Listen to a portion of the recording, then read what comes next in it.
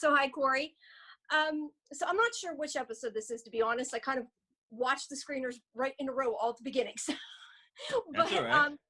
can you talk about your scene with Elizabeth, the whole singing and apologizing and all that? Because that was a really fun scene. Well, that's coming up in this week's Okay, episode. that's what I thought.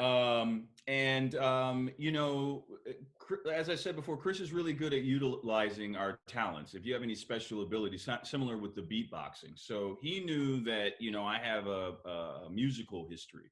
And he had talked about early on wanting to get singing somehow, plugged into the season. We didn't know exactly how it was going to go at the time.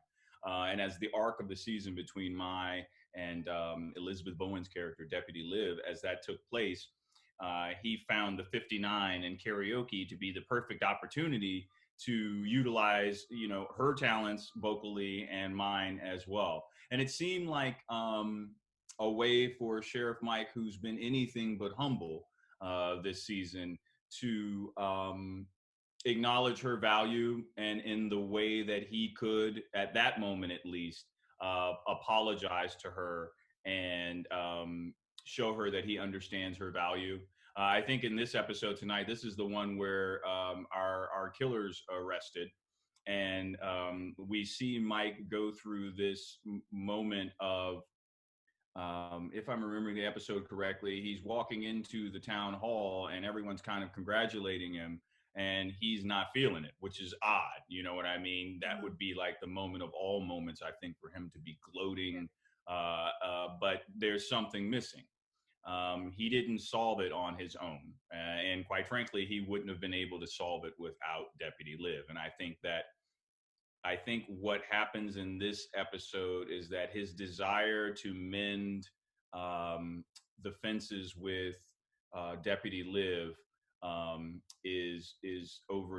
that overtakes his desire to be in charge and to be dominant.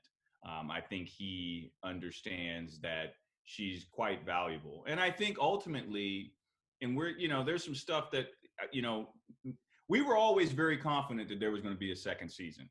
So Chris and I have already discussed long before the end of this season some stuff that's going to be in next season. So I think we're going to come to discover a lot more about why Sheriff Mike is the way he is, and maybe why he was treating her the way that he was. It was hard though, because I love Liz. Like, we'd cut sometimes and I'd be like, I am so sorry. You know what I mean? Because it's just like, he's so abrupt, and and he's an outsider in the town as well. Everyone else in the town has been there their whole lives, and he and his father moved there about 5-6 years ago. So I felt like, and I think Chris felt like as well, it was important to when you're talking about the background of the town, you have to kind of discuss the background of the people who've been there from the start. So but yeah, there's some very exciting things coming up for Mike. We're going to get into his head, which could be scary. Great, thanks. Yeah, it was nice to finally see him step up and kind of, tell her what she needed to hear. So absolutely, and deservedly so. I mean, outside of Liz being an amazing person and a beautiful human being, Deputy Liv has been, on his side as best she could since the very beginning. I mean, there was that one scene with Max before she did the artist rendition of the alien, where she says to him, I know the sheriff seems tough, but he's just a big old teddy bear. She's been trying for a while, and he just has not been but I think he's deeply insecure. There's a lot of insecurity going on in Sheriff Mike, and people, when they're insecure, tend to do ridiculous things. Definitely. All right, thank you. You got it.